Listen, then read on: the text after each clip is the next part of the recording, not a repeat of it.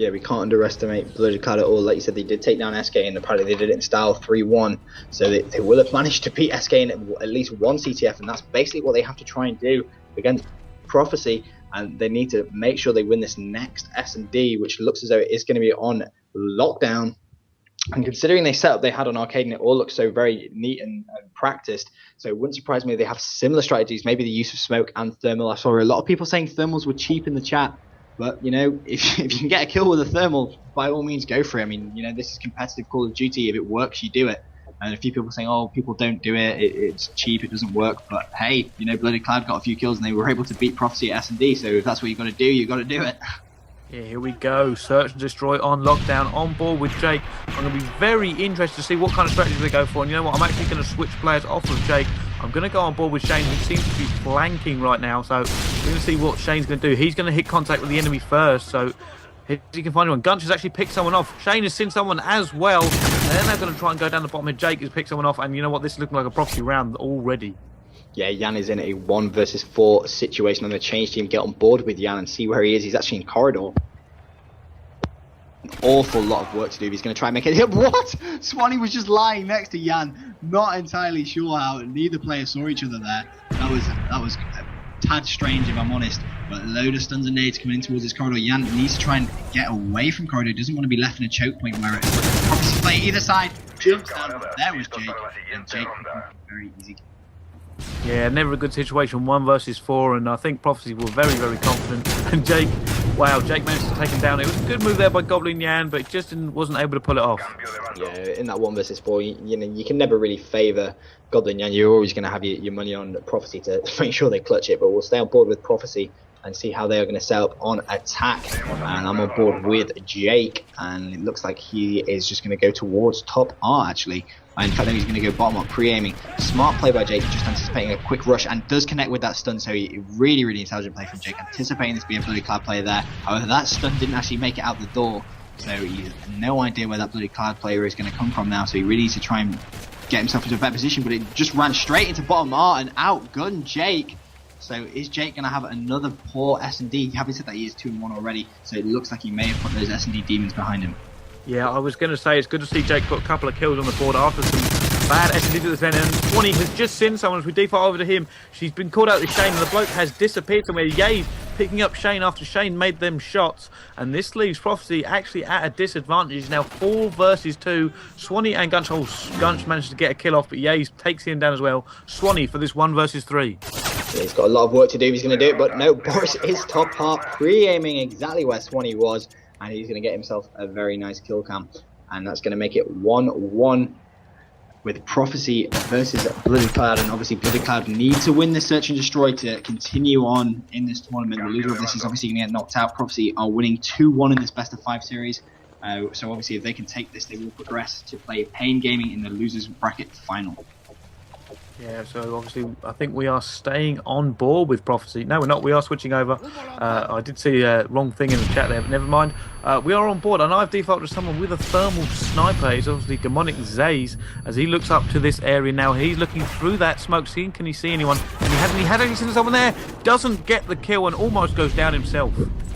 Yeah, risky strategy using that thermal, because now he's going to be left in a 2 versus 4 situation against Prophecy. And the fact that the thermal sniper took the bomb, I don't truly agree with that. There's no point, because he's going to be the most defensive-minded player out of the entire team, and lots of shots going top white, that you can only really see this going one way, and that's going to go to Prophecy. However, Zays has managed to escape. He is going to get challenged bottom art, and Shane says, why are you challenging me with a pistol? I'll take a very easy kill, but Apology responds by immediately dropping Shane, so it is going to be a 1 versus 3 Apology with a lot of work to do. Yeah, he has a lot of work to do, and he has 1 minute 30 to do it in. He looks like he's going to go up top white, see if he can maybe pick off another kill and then escape. And you know what? It's about engaging on your own terms. If you can win, you know what, enough 1 versus 1s in this at the moment, he'll be all right. But he wants to make sure he doesn't get trapped. He doesn't want to run into any sort of crossfire, so he's going to have to take it slow, but also find those kills so he can actually get that bomb down or end this game. Because, you know, on attack, you don't have that advantage. Yeah, 1 minute 12 still to go, and Apology now needs to be start thinking which bomb site does he want to eventually plant at, and he really needs to try and pick off a kill very soon. You don't want to plant that bomb when the 3 players still alive, and Apology has come to a gunfight at church, decides to back off. I'm not sure if that was the smartest thing to do, as Swanee just came, I think, from fire, and got a simple. Oh, he was actually in corridor, so he was actually above him the whole time. Swanee gets a very easy kill on Apology. Yeah, like I said, what you really want to do in these sort of situations is try and engage on your own terms. You want to pull that other team around the map and make them work for you. Get them one-on-one fights, get someone in the back, make sure you don't have to go into a crossfire, which is unfortunately what he did. If you're going to unleash shots in the middle of the map or get called out, then you're going to run into another player and you're not going to have a chance to win. Yep, absolutely, and we're on board with Apology as Bloody Cloud now go on to defense. He's actually playing, pretending to be a tree, trying to get those stuns across, but he's managed to avoid a firefight there, so credit to him. But he has to assume that maybe Prophecy player has got through as he sees the Semtex come flying over towards him, but he's going to be content on pre-aiming that church side. As it stands, Prophecy are 2-1 in the lead though, but still no first blood. Having said that, Yan does immediately take down Jake as soon as I say that, so it's going to be 3 versus 4 in Bloody Cloud's favour. Yeah, as we watch Apology right now, it seems to be just looking over this corner, and he has actually seen, but no, Swanee's there, and Swanee is quicker. It takes down Zay's actually like he might go for flank. No, he's changed well. Gunchi is there as well. So now Goblin Yan, this has changed all round. It's now 3 versus 2 in favour of Prophecy. Yeah, Goblin Yan really need to be winning these defensive rounds. They can't afford to lose a defensive round because winning on attack is such a hard thing to try and do. And we'll stay on board with Yan as he makes his way to the church. Swanee does take down Boris, and immediately gets dropped. Oh, that's very unfortunate there, as Prophecy now are going to go 3-1 in the lead, and we will change team and get back on board with Prophecy. Yeah, we are going to change back to Prophecy, and you know what? Reversal of fortunes now. Prophecy actually winning this S&D. We weren't sure how they were going to do against this Bloody Cloud team after the first one, but you know what? They're showing just how good they are on this map, and they've proven to the stream that they are going to come back in this. And you know what? I still think we'll probably end up seeing a Prophecy Apex final. Yeah, completely agree. Obviously, right now, Prophecy are 1 round away from making it all the way to the losers bracket final, where they will play Pain. I'm on board with Jake, as he seems to be trying to cover this B-bomb, and he's got that nice little blue mailbox to head camp of, as Shane does get first blood against Zays, and this is looking very good for Prophecy so far. 4 versus 3, 2 minutes 6 still to go. Boris does take down Shane, though, somewhere in that top art, and that's immediately where Jake tries to pre-aim.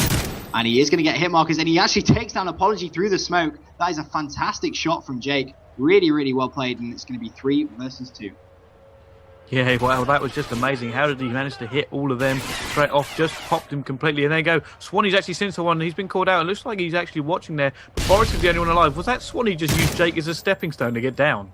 I believe he did, but Jake has seen Boris. I'm going to go change team simply because it is a 1 versus 3, and Boris needs to do this if he's going to stay in. But no, Gunchi shuts him down, bottom white, and that is going to mean Prophecy are going to progress into the losers bracket final, where they are in fact going to meet Pain Gaming, and the winner of that will meet Apex in the grand final of DreamHack Valencia. Yeah, they are going to see them in the grand final, but you know what, Prophecy, they come back into this. There was kind of a couple of points we thought, oh, this isn't really going all their way. They're going to be happy with this win, though, and I'm sure Acid, their manager, who is watching from home right now, is going to be happy. So, you know what, Prophecy managed to get through another losers bracket round. Yeah, that was really, really well played from them, and I think we're going to cut to a quick break, and then we will be bringing you the losers bracket final, which is going to be Prophecy versus Pain. So do stay with us, and we'll be back with you very, very shortly.